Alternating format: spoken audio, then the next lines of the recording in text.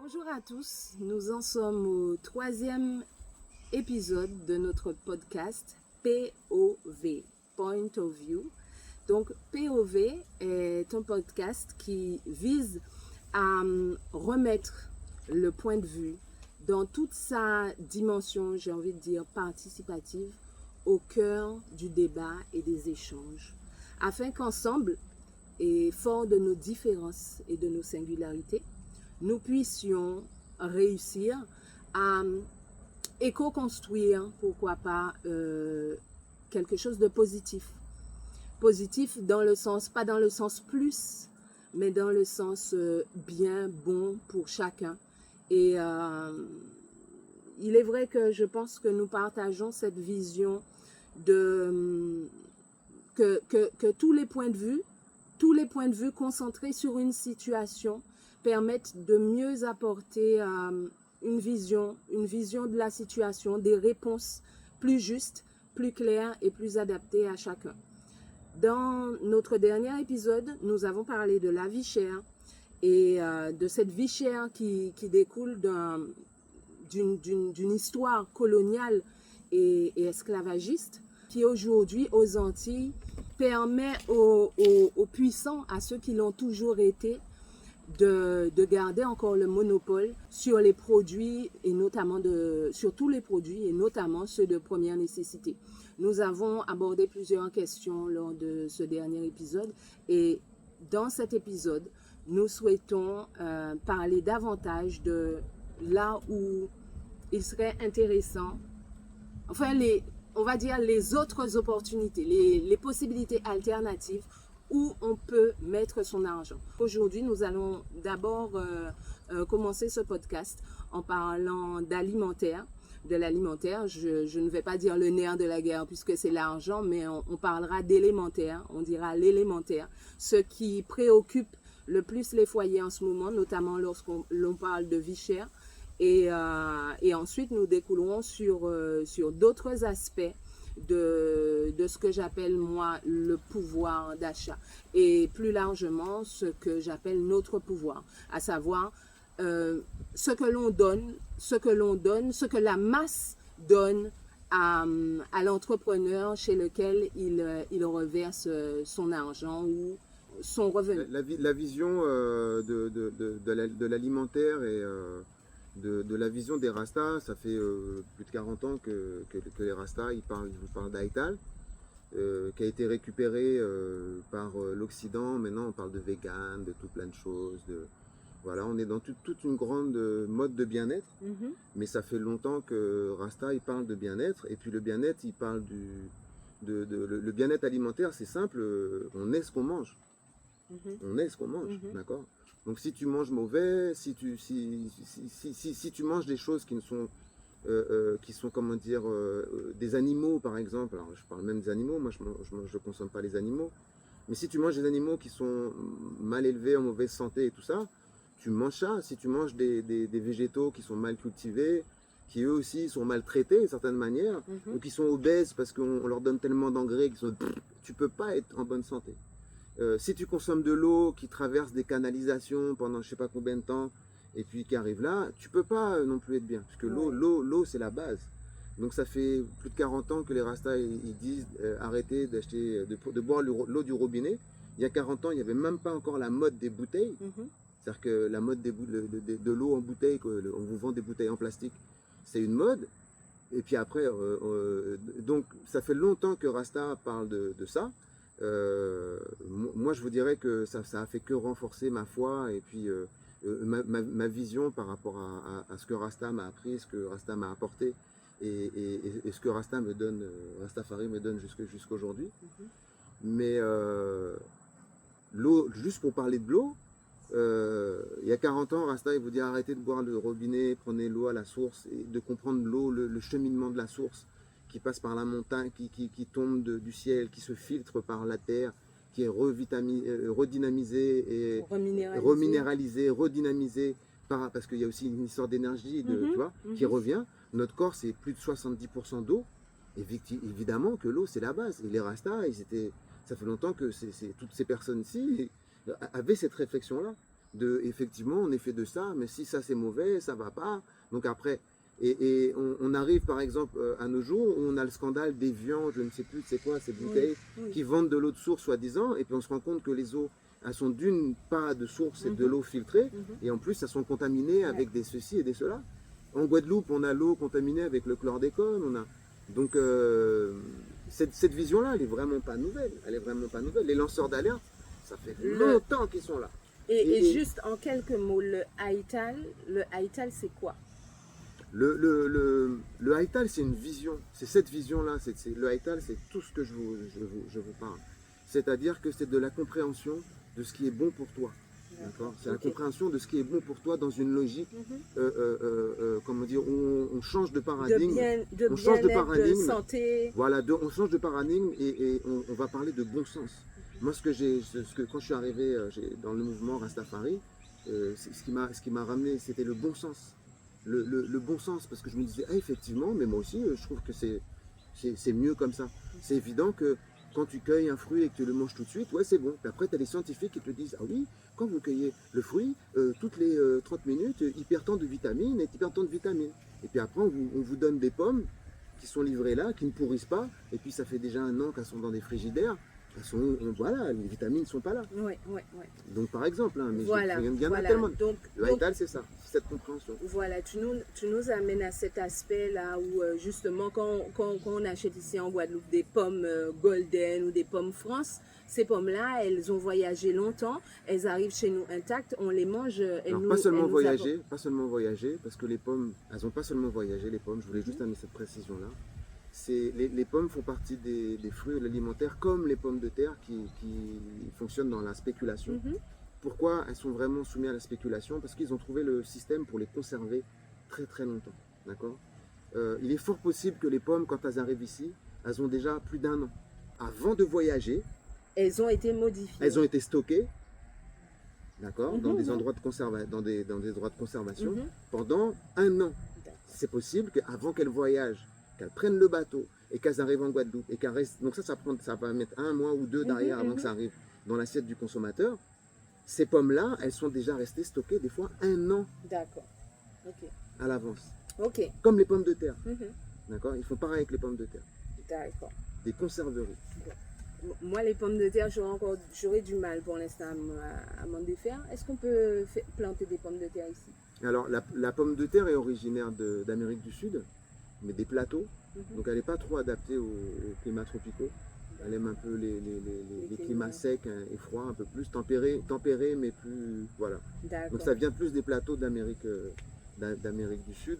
Et par exemple, dans les pommes, il y a comme dans tout l'alimentaire, les pommes de terre que l'on consomme, le peu de variétés qu'on consomme ne sont vraiment pas représentatives de la quantité de variétés de pommes de terre qui existent. Parce qu'ils ont sélectionné encore. Ouais. D'accord. Donc, nous, ça fait moi en tout cas, ça fait quelques années maintenant que j'ai fortement arrêté sur le gluten, pour ne pas dire j'ai complètement arrêté, bon, parce que j'ai quand même des écarts, je fais des écarts. Mais toi, ça fait un peu plus longtemps, non? Oui, ça fait plus longtemps, sur les conseils d'une de mes sœurs qui avait eu un cancer diagnostiqué et dû aux effets du gluten, en gros. D'accord. Et c'est quoi le problème avec le gluten? Parce qu'aujourd'hui, on voit qu'il y a beaucoup de monde qui développe des intolérances. Alors qu'avant, on mangeait du pain, il n'y avait pas de problème. Aujourd'hui, on entend que voilà, les gens sont à la recherche de produits sans gluten, voire avec moins de gluten. Et on se rend compte que de plus en plus, on développe des maladies qui sont liées à la consommation de gluten. Qu'est-ce qui s'est passé? Alors, ce qui s'est passé, c'est qu'ils ont modifié le blé. Pour que le blé contienne plus de gluten ou d'autres gluten. D'accord. Puisque le gluten, c'est ce qui rend le blé panifère, ce qu'on appelle panifère, donc qui permet au blé de faire du pain. C'est-à-dire que dans l'industrie du pain, les blés sont plus ou moins panifères. Donc pour ceux qui ont déjà fait l'expérience de faire des pains sans gluten, si vous avez des pavés bien durs, c'est pour ça. C'est parce que vous utilisez des farines qui, elles, ne sont pas panifères. Donc n'ont pas d'élasticité, n'ont pas gonflé. D'accord. Plus il y a du gluten, plus c'est élastique. Donc plus, quand on met à cuire, et ben ça donne les bulles d'air, et plus ça gonfle, et plus ça donne ce côté moelleux et souple. Oui. D'accord? Mais aujourd'hui, ben, pour être entré dans ce nouveau mode de consommation sans gluten, j'ai essayé des farines locales, différentes farines. Je produis, enfin je produis pas, je crée mes propres pâtisseries, on va dire. Et là, on a découvert, enfin on a vu qu'on pouvait le faire avec les farines sans gluten, qu'on pouvait avoir de l'élasticité. Voilà, mais en faisant, des manipulations. Des associations. Voilà. La cuisine, ça reste de la chimie. Oui. Ok. Donc, par rapport comment dire, ces nouveaux choix alimentaires qu'on a fait, ça a forcément un impact sur notre mode de vie, sur notre porte-monnaie et forcément également sur les endroits où on va acheter. Donc, ce qui fait que on va de moins en moins dans les supermarchés puisqu'on trouve de moins en moins de sans gluten local. En tout cas, on trouve du sans gluten. Par exemple, on va trouver des farines de maïs, farines de riz, mais ce n'est pas de la production locale. Et on va se tourner plutôt vers le local. Est-ce que tu peux nous parler un petit peu plus de ceux qui font dans le local sans gluten et des produits dérivés, en fait, des alternatives que nous avons au blé, à la farine de blé qui est nocive pour nous, néfaste et qui forcément nuit à notre santé. Alors, en local, on a le fruit à pain qu'on peut faire en farine, que vous pouvez faire en plus chez vous, vous-même. Fruits à pain, patates douces, bananes, plantain, banane verte. Ça se fait aussi banane verte, pas forcément plantain. Il y en a qui font les farines. Le manioc, bien sûr. Le manioc sous différentes formes. Alors parce que par rapport à la transformation du manioc, comme l'amidon est retiré pour faire la moussache, c'est l'amidon qui va amener l'élasticité, le côté liant, ce que moi j'appelle les liants. Quand on fait des associations de farine, on recherche à trouver le liant. Ce que le gluten il amène, c'est que le gluten, ils arrivent à avoir des pâtes. Vous devez le voir avec ce qu'on appelle la farine France ici là. Tu mets de l'eau dedans, ça colle, et puis d'un moment tu mélanges et puis tu tires et c'est ça. Et ces farines-ci, donc le gluten, il n'est pas forcément. J'ai vu un documentaire que je vous invite à aller voir, France Télévisions. Alors France TV en parle et puis ce documentaire est superbe parce qu'il explique. Il présente la personne, le chercheur qui est à l'INRA, qui a développé le gluten dans le blé et qui maintenant, ce monsieur, cherche à faire des blés qui vont contrer le gluten qu'il a créé. Voilà, donc c'est l'inventeur fou qui essaie de trouver l'antidote à son poison et qui est bloqué par l'industrie agroalimentaire parce que l'industrie agroalimentaire, elle ne veut pas changer. Elle fait son petit beurre là-dessus. Elle fait beaucoup de beurre là-dessus. Mais attends, est-ce que tu nous as bien dit ce qui s'est passé avec le gluten? Alors, je pense que je n'ai pas exactement précisé, peut-être. C'est-à-dire qu'ils ont modifié le blé pour que le blé contienne le plus de gluten. Je vous invite à aller voir ce reportage. Et donc, ils ont multiplié la quantité de gluten dans le blé, mais ils ont modifié aussi le gluten, la molécule du gluten. Donc, les molécules du gluten sont devenues plus grosses. Et le problème qu'il y a, c'est que en fait, ces molécules-là ne sont pas digestes. Donc, comme ce gluten-là n'est pas digeste, quand on le mange, le corps il ne sait pas quoi en faire. Et souvent, ce qui se passe, c'est qu'il le stocke. Donc après, si vous avez des ballonnements et un gros ventre, vous êtes constipé, tout ça, c'est pour ça. Parce que votre corps, il ne sait plus quoi faire du gluten. Il sait vraiment... quoi en faire. Il est paniqué. Voilà. Et en plus, voilà. Donc, et après, les symptômes, c'est inflammation, c'est des douleurs. On peut vous trouver des maladies que vous n'avez pas, c'est juste le gluten. Ça, ça va jusqu'à ce niveau-là. Il y a des gens, on leur diagnostique des maladies, ils ne sont pas malades. Ils mangent, il faut juste qu'ils arrêtent de manger du gluten. Et ce problème-là, on parle d'intolérance qui touche de plus en plus de gens, mais demain, ce sera tout le monde. Demain, ce sera tout le monde, puisqu'on ne peut pas le digérer. Donc ceux qui ont des systèmes digestifs avec des instincts plus courts aussi, ou ça, on est composé pareil, on n'est pas fait pareil. Eux, ils vont réussir à digérer ou à mieux s'en sortir. mais à Il y mieux a s'en quand sortir même avec. des effets néfastes Il y sur aura leur... quand même des effets néfastes. D'accord. Donc moi, je tenais particulièrement à faire cet épisode-là pour parler en fait des entrepreneurs guadeloupéens parce que ces entrepreneurs-là portent une vision. Donc que ce soit un service qu'ils nous rendent, que ce soit un produit qu'ils nous vendent, ils portent une vision et en général cette vision, elle va dans le sens d'une éco-construction guadeloupéenne bonne pour nous, bonne pour notre santé et adaptée à qui on est. Parce que ce que j'aimerais souligner, ce sur quoi j'aimerais vraiment appuyer, c'est que ici aux Antilles, on est sous ce joug encore colonial et on porte des visions, des croyances qui ne viennent pas de nous et qui ne sont pas adaptées à nous. C'est comme notre école. Notre école n'est pas adaptée à nous, à notre climat, à ce que nous possédons effectivement. Et la politique même n'est pas faite pour que la Guadeloupe puisse se développer, mais qu'elle puisse servir les avantages de ceux qui l'exploitent. Et ces entrepreneurs-là, ils ont vraiment une vision, je vais dire nationaliste, mais ce serait enfermer ce qu'ils portent, parce que ce qu'ils portent, c'est surtout pour le bien-être de qui nous sommes. C'est ce qu'il faut retenir avant tout. Et j'aimerais parler de ces gens-là. Pourquoi? Parce que nous avons tendance à utiliser un pouvoir que nous possédons réellement, d'une, sans prendre conscience que c'est un pouvoir que nous possédons, et de deux, sans l'utiliser à bon escient et pour notre bien-être. Donc, à savoir notre pouvoir d'achat. Ce pouvoir dont on manque de plus en plus, justement, du fait de cette inflation qui est accrue à cause de notre situation aux Antilles. Mais c'est un pouvoir réel pour moi. Et pour moi, si nous le centrons, nous le dirigeons vers ce qui est fait de bon pour nous, nous ne pourrons que permettre que ce qui est déjà initié puisse se développer et puisse réussir. Que l'on réussisse à s'organiser et à fonctionner, à travailler ensemble.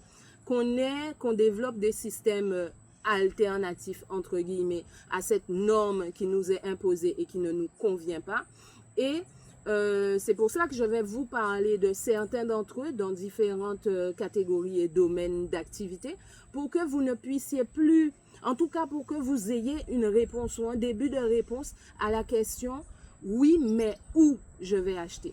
Vous avez tendance, enfin pour certains en tout cas d'entre vous, avez tendance à dire « Ok, d'accord, je veux bien ne pas aller acheter dans les supermarchés, mais où je vais acheter? Je veux bien soutenir le local, mais c'est trop cher. Je veux bien, mais il y a beaucoup de mais. » Et à ces mais-là, j'aimerais apporter quand même des réponses et vous rassurer sur le fait que, eh bien, en faisant ces choix-là, cela ne va pas seulement impacter positivement votre porte-monnaie, mais ça aura aussi des impacts sur votre santé, sur votre humeur, sur tout, et vous aurez réellement le sentiment de participer à une construction, comment dire, collaborative.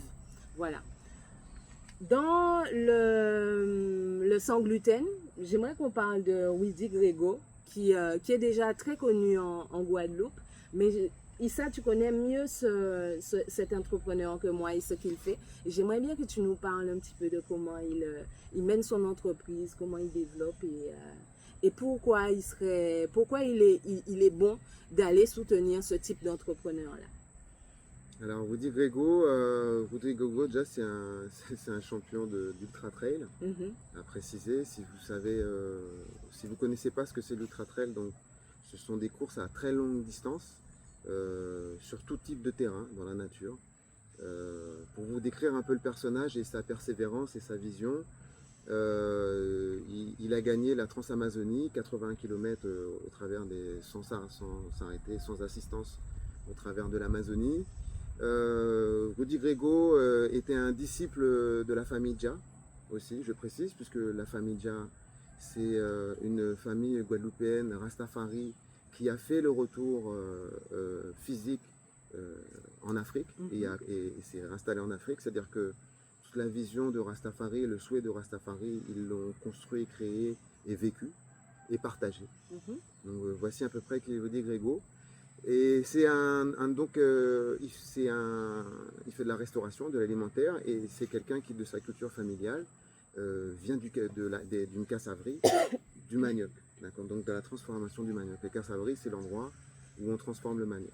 Donc cette transformation du manioc, elle vient de la culture Kalinago, des Caraïbes, c'est vraiment endémique à la Caraïbe, cette culture et cette connaissance, de pouvoir extraire le côté le plus nutritif du manioc, qui va être l'amidon, ce qu'on appelle nous la moussache, et d'un côté de faire partir le toxique, puisque le manioc contient du mercure, donc il y a vraiment quelque chose à faire avec. D'accord. Et parce qu'il y a différents maniocs, il y en a qui en ont plus ou moins du mercure dedans. Donc cette technique, elle vient de là. Et donc il a développé la manière de faire les cassaves. Il a un laboratoire où il fait des recherches, Oui. et donc il a un restaurant. Et Rudy nous propose autre chose, comment dire, au niveau de l'alimentation. Donc c'est du Haïtal, c'est ce qu'on appelle du vegan. Donc il y a du végétarien, ce que nous on appellerait végétarien. C'est là où le végétarien, on va retrouver un peu d'alimentation animale dedans, comme du fromage par exemple. Ok. Le vegan, il n'y a rien d'animal dedans, c'est uniquement végétal. D'accord. Nous, dans les haïtalistes, on sait dans les haïtalistes, on va dire qu'il y a des purs haïtalistes et puis des haïtalistes un peu moins haïtalistes. Mais le haïtal, comme c'est une conception de voir les choses, après chacun le vit à sa manière. D'accord. Après, l'Occident nous amène des précisions, des véganes, des blablabla, ce qui me fait doucement rire, mais anyway. Donc, Woody il nous propose ça comme alimentation. Et puis Woody, là, il va aussi plus loin. Woody cherche à développer comment dire, la moussache, que tout le monde puisse faire ses cassaves chez lui le matin. On va retrouver ça dans la culture brésilienne. Les Brésiliens, ils ne mangent pas du pain le matin au petit déjeuner. Les Brésiliens, ils prennent leur sac de moussage dans le réfrigérateur, ils font chauffer leur poêle et ils se font leur cassave. Ils se font leur cassave. Donc voilà. Après, il faut savoir que quand nous on amène ça, donc il y a la vision Rastafari, il y a la vision Haïtal, enfin c'est un cheminement qui amène là dans l'alimentation. Donc cette alimentation-là, pour le manioc, pour la moussage par exemple, c'est sans gluten, on a dit que c'est sans gluten. C'est hyper digeste. Ouais, c'est hyper, je l'ai même pas dit, mais j'allais dire, parce que je veux dire, pour le 1, on va dire sans gluten. Pour le 2, on va dire au niveau de la digestion, le manioc, si vous êtes constipé, c'est un régulateur du transit, le manioc. Quand on mange de la moustache, c'est un régulateur du transit. Voilà, constipé, voilà.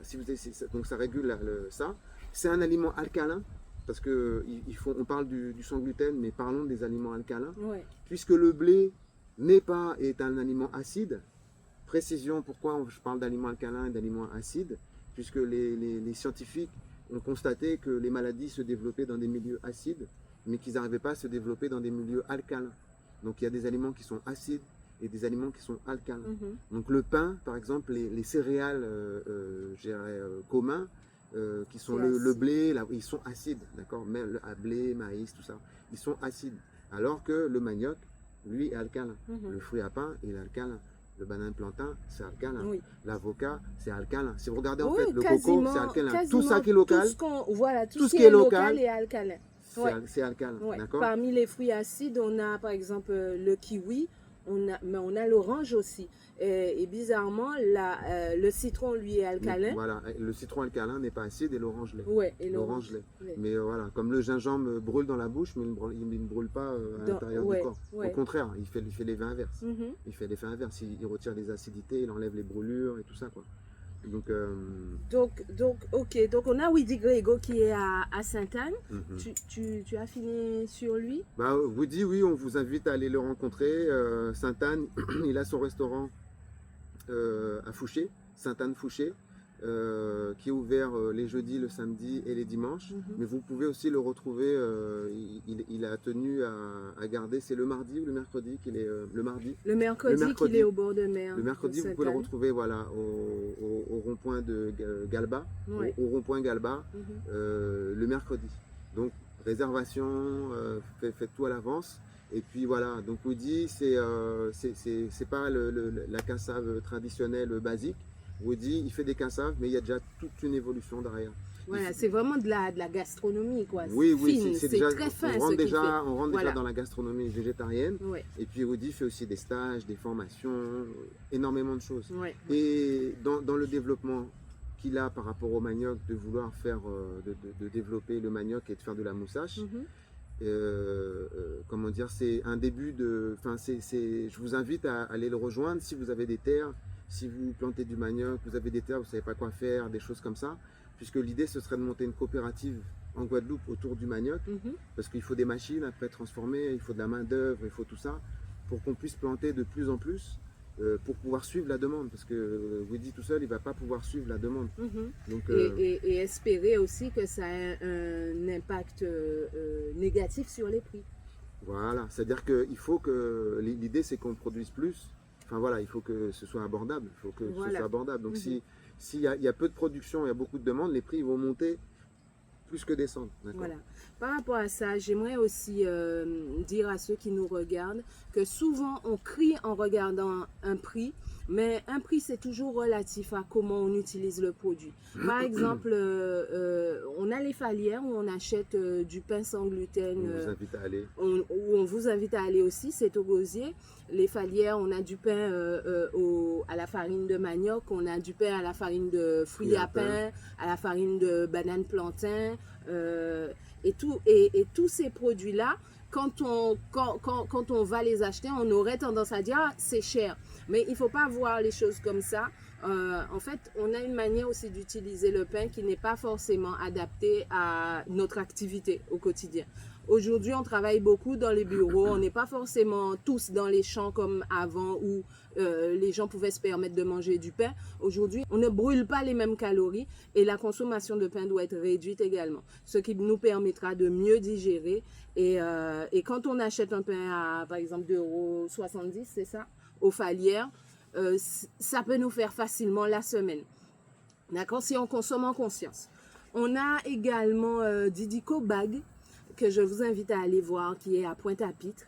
C'est une jeune dame qui fait aussi du sans gluten, qui mélange le manioc avec quand même un peu de farine de blé, mais en très petite quantité, comme Bimapis finalement, qui mélange aussi... Après, le blé, le blé, le blé il n'est pas forcément mauvais. Voilà, il n'est pas forcément mauvais, c'est la quantité dans laquelle il est utilisé Non, et qui puis peut être... la provenance. Ouais. C'est-à-dire qu'il y a quand même des agriculteurs qui ont cette conscience-là et qui cultivent des blés non transformés. Ok, ok. Et il y a des blés non transformés. C'est-à-dire qu'il y a quand même la souche des blés qui sont là. Il y a des blés non transformés qui existent. Et puis, il y a des agriculteurs conscients et des meuniers, des agriculteurs et meuniers conscients qui cultivent des blés non transformés. D'accord. Ce qu'on va retrouver aussi chez Guillaume, qui est le boulanger là, qui est en bas de la maison. Ben voilà. Où on retrouve ses pains aussi. En bas de la maison, c'est-à-dire dis-leur parce que...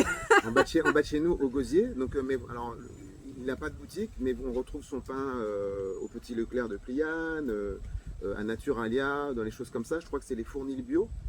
Les fournils bio, et il travaille avec un meunier, que je crois que il m'a expliqué, qui est vers la région de Dijon. Mais c'est un meunier agriculteur, donc c'est quelqu'un qui plante ses céréales et qui les transforme en farine lui-même. D'accord. Donc il y a un vrai suivi. Il y a un vrai suivi, et puis il a cette conscience-là, et il fait en sorte de travailler avec des blés non transformés. Ok, ok. Bon, en tout cas, on a énormément d'entrepreneurs et je vous invite à vous rapprocher de nous si vous voulez justement avoir davantage d'adresses et notamment d'agenda. Il y a Foodil qui fait aussi déjà un travail énorme avec Jessica Brudet sur le listage de tout ce qui se fait dans le culinaire de bon et de respectueux des produits du terroir en Guadeloupe.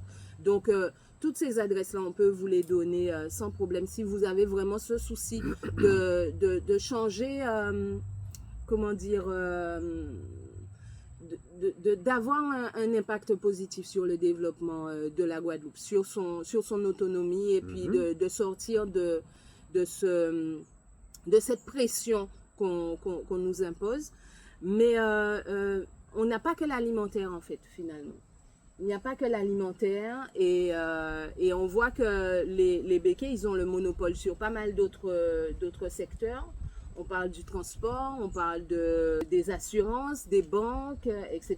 Bon, Bah, surtout, hein. Moi, excusez-moi, mais moi je pense qu'ils ont le monopole sur tout. ils ont le Ils monopole ont le sur monopole tout. sur tout. On nous explique que, bah, par exemple, que depuis le port et les frais et le transport pour amener tout ce qui est consommé là, ils gèrent tout.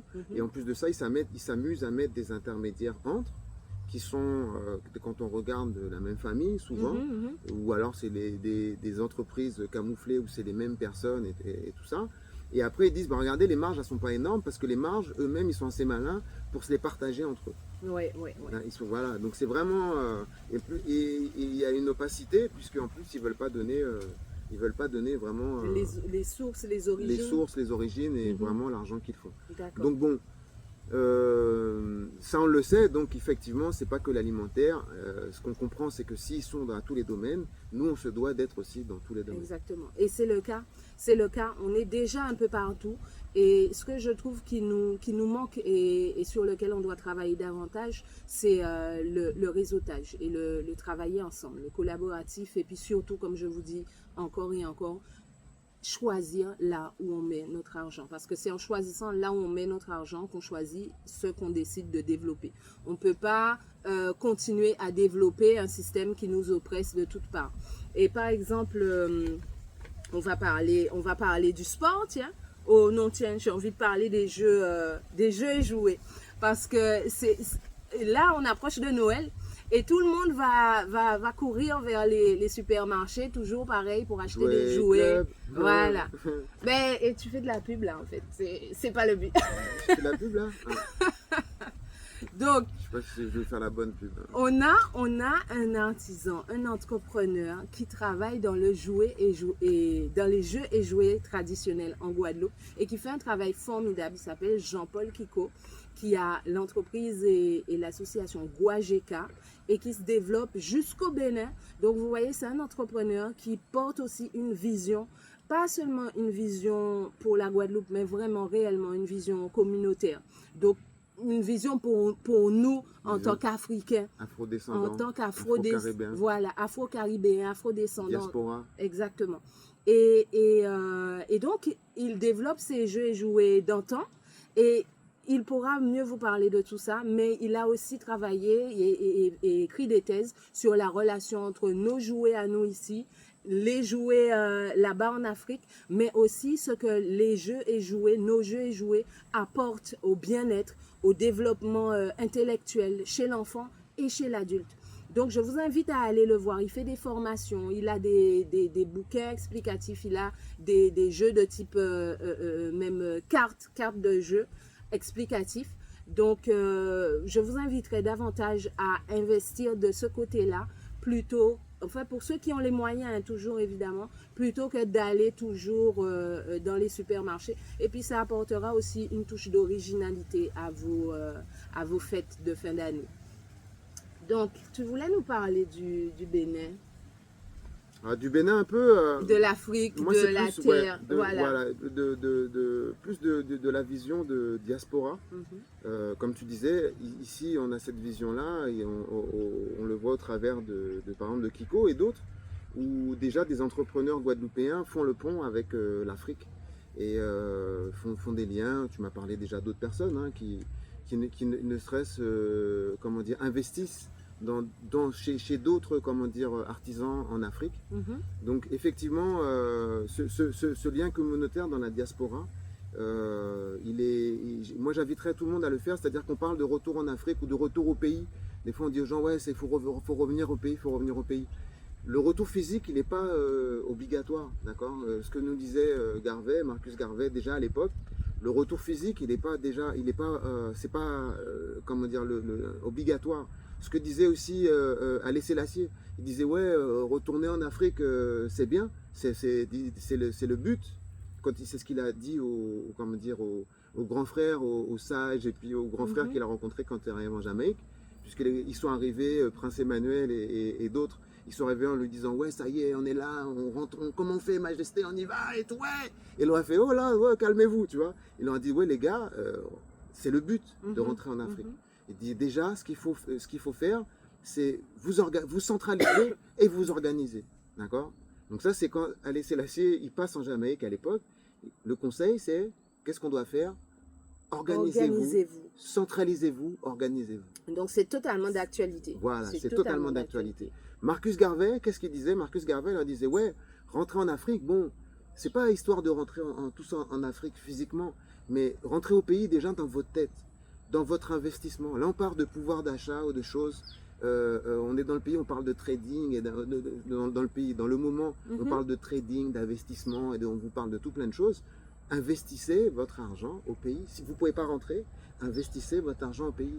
Vous êtes de la diaspora, vous êtes à l'étranger. Que je comprenne bien, est-ce que tu es en train de nous dire d'investir en Afrique? Tout ça, c'est le pays pour moi. D'accord, parce que non, mais pour que ce soit clair, parce qu'on est quand même dans la Caraïbe. On parle de renforcer notre pouvoir ici, déjà au cœur du bassin caribéen. Oui. Tu nous parles encore de milliers de kilomètres de nous. Oui. Est-ce que c'est... Parlons de la diaspora pour amener à nous qui sommes ici. C'est-à-dire que cette pensée-là, c'est une pensée de notre communauté qu'on doit avoir. D'accord ?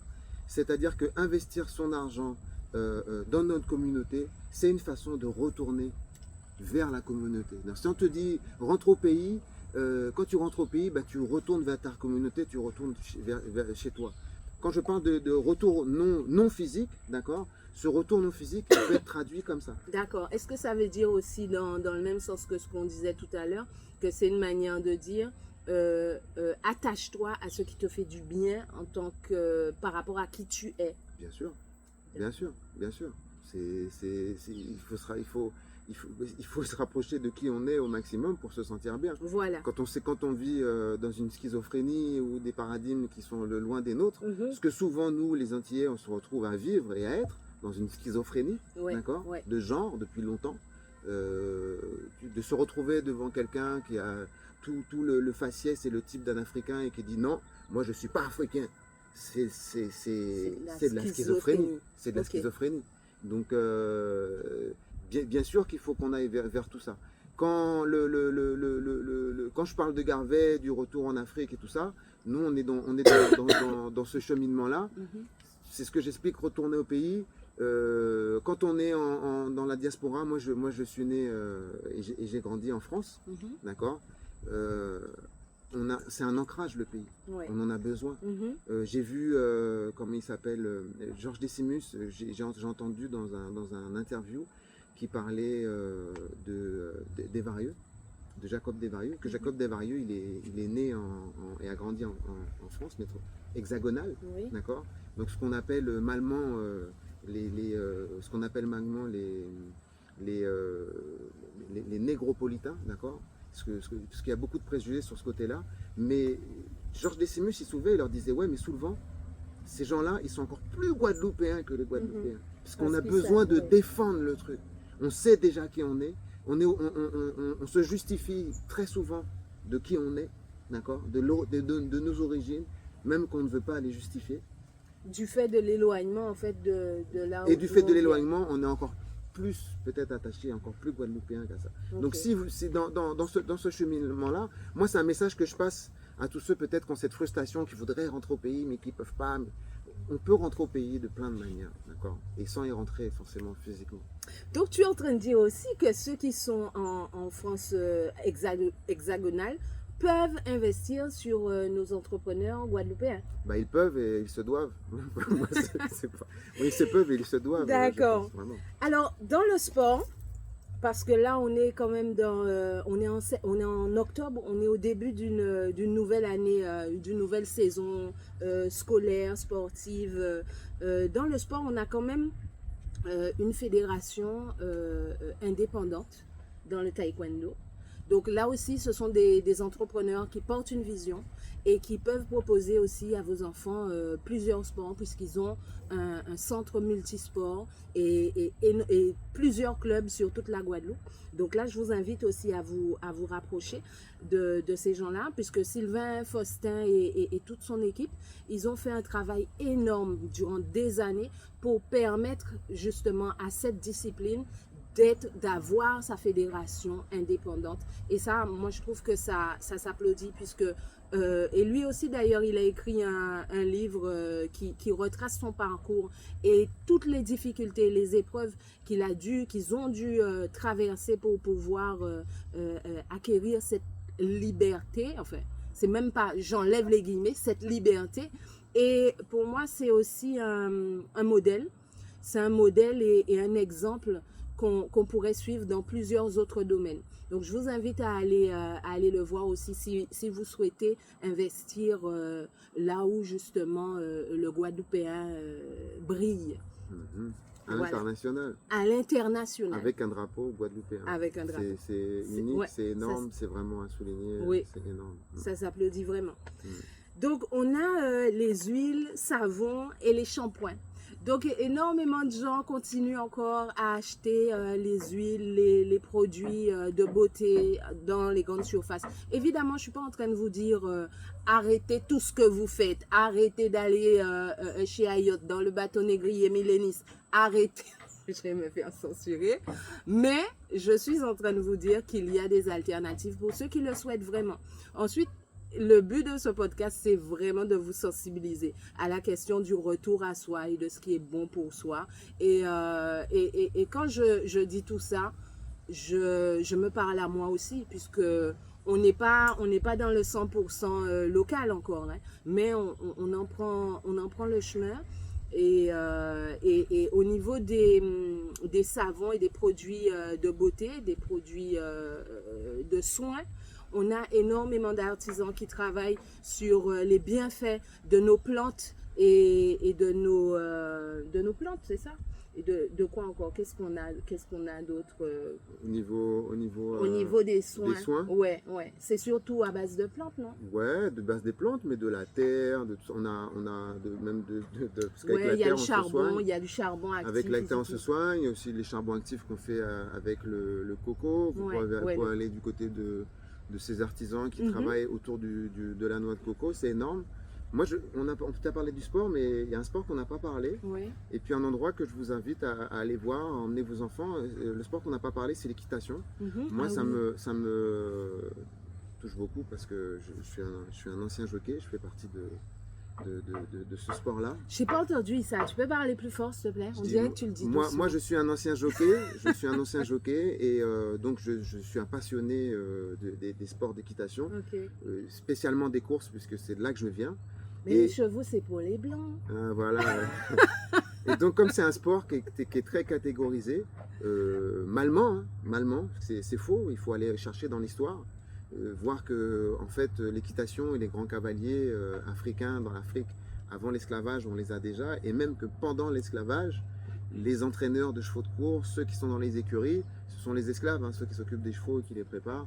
Encore une fois, que notre grand héros national guadeloupéen, le chevalier Saint-Georges, excellait en équitation. Sur le Champ de Mars à Paris, il gagnait toutes les courses. Par exemple, en dehors d'être un champion d'escrime, parce que c'est pareil, on excelle dans l'escrime en Guadeloupe. Oui. Je rappelle qu'on est dehors pour faire ce podcast pour une question de commodité. Donc vous entendrez un peu de bruit, des gens qui coupent l'herbe, etc. Des gens qui tapent derrière.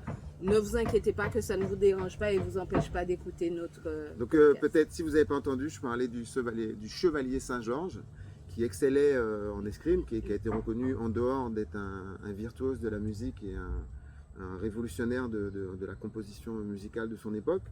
Et excellait en escrime, c'était le meilleur escrimeur de toute l'Europe. Guadeloupéen? Chevalier Saint-Georges et Guadeloupéen, bien sûr. Non, mais tu dis ça comme si tout le monde le sait. Alors, Chevalier Saint-Georges, Georges de Bologne, apprenez-le. Je pense que c'est notre héros national guadeloupéen, mais c'est un héros national français, d'accord, qui devrait avoir sa place, qui n'a pas sa place dans les livres d'histoire. Nathan, il l'a oublié, mais bon, pas de sa faute à Nathan, mais plutôt de la faute de Napoléon, Napoléon a volontairement effacé tous les hommes brillants qui étaient ses contemporains, noirs, pour qu'il n'y ait pas d'exemple, pour que ceux qui viennent après n'aient pas d'exemple. Okay. Donc le chevalier Saint-Georges, Et l'un de nos plus grands exemples, moi c'est l'un de mes plus grands exemples, effectivement, il excellait à l'escrime. C'était le plus grand escrimeur c'était, je sais pas, je vais pas dire le Zidane, mais le Thierry Henry de l'époque à l'escrime. Mais il excellait aussi en équitation, puisque c'était les sports qui étaient pratiqués à l'époque, c'était des sports militaires, d'accord. Donc il excellait aussi. Il y a des faits qui ont été relevés, comme quoi il gagnait toutes les courses au Champ de Mars. Donc le Champ de Mars, c'était l'hippodrome de Paris de l'époque où les militaires s'affrontaient dans les courses d'obstacles, puisque les chevaux étaient préparés, les steeplechase, pour regarder les courses, viennent de cette culture-là où on préparait les chevaux à la guerre, d'accord, à sauter n'importe quel obstacle, les plus gros, et voilà, être le plus téméraire, à préparer des chevaux guerriers, des guerriers. Et donc Saint-Georges excellait en équitation et aussi au violon, enfin à la composition musicale. Il a été très malment par Disney dernièrement appelé le Mozart noir, mais il y a un problème, c'est qu'il est antérieur à Mozart, il est né avant Mozart, et que Mozart le copiait, et Mozart qui était un grand plagiste, parce qu'avec Mozart on soulève la misogynie de l'époque et le racisme de l'époque avec Mozart. Donc j'ai appris dernièrement qu'apparemment Mozart n'écrivait pas, c'est sa sœur qui était très douée en écriture musicale qui écrivait à sa place. C'était sa sœur le nègre. Ouais, c'était sa sœur le nègre, et que sa sœur le nègre, la sœur le nègre s'inspirait d'un autre nègre qui était Saint-Georges, qui est à l'émission, c'est lui qui arrive et qui il y a une révolution musicale qui se passe à l'époque des Lumières, parce que c'était l'un des esprits de l'époque des Lumières, Saint-Georges. Et parce qu'il écrivait aussi, bon voilà, c'était un surdoué, un champion dans tout. Et il devrait vraiment reprendre sa place au panthéon des héros nationaux français. Il a été, excuse-moi, mais c'est énorme, Chevalier Saint-Georges. On va faire un podcast sur lui. On offre un spécial sur lui parce que c'est tellement énorme. Oui, vraiment, je trouve aussi. J'ai découvert Chevalier Saint-Georges grâce à Aïssa. Et j'ai été donc faire des recherches, je suis bluffée. Il y a tellement à savoir sur nos héros. Par exemple, Raoul Georges Nicolo. Mais laisse tomber quoi. Bref, ouais, voilà, l'un d'eux encore. Encore un autre. On reviendra là-dessus. On fera vraiment un podcast là-dessus. Okay. Mais par rapport au cheval, tu nous disais qu'il serait bien qu'on se dirige un peu aussi vers ce côté-là. Alors un endroit. Ouais, toutes ces activités sportives, elles ont pas seulement le but de faire du sport aux enfants. Toutes les activités sportives et culturelles n'ont pas seulement pour le but de défouler vos enfants ou de faire ceci, cela. Ça leur donne des cadres, d'accord. Ça leur donne des cadres, ça apprend à persévérer, de la discipline, du cadre. Quand on fait des arts martiaux, on apprend à prendre des coups, on apprend à en donner, mais on apprend à tomber, on apprend aussi à gérer ses émotions, on apprend tout ça. Quand on fait l'équitation, on apprend aussi toutes ces choses-là. On est en relation, la confiance en soi. On est en relation avec un animal qui est beaucoup plus fort que soi. Je vous inviterai à aller vers Poyo Surf Club aussi. Donc le club pour l'équitation. Ah oui. Pour l'équitation, petite parenthèse. L'équitation, je vous invite à aller vers le centre équestre, les étriers d'Apollon, qui est au Gosier. Ce sont des Guadeloupéens, c'est une famille guadeloupéenne, c'est très familial, c'est très convivial. C'est un petit centre équestre, mais c'est pareil, c'est comme dans toutes les économies, plus il y a de gens qui vont y aller, plus eux ils vont pouvoir développer leur activité, avoir plus de chevaux, avoir formé d'autres jeunes, parce que le centre équestre il ne forme pas que des jeunes cavaliers en sport, mais le centre équestre il va aussi former des moniteurs, c'est un endroit pour former des moniteurs, former des palefreniers, former des gens au métier du cheval, donc c'est assez complet.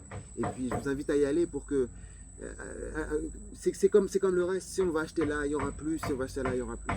Donc cette activité là, l'équitation, le surf, on va parler du surf. On va parler du surf. Donc le surf, je vous invite à aller voir un autre Guadeloupéen,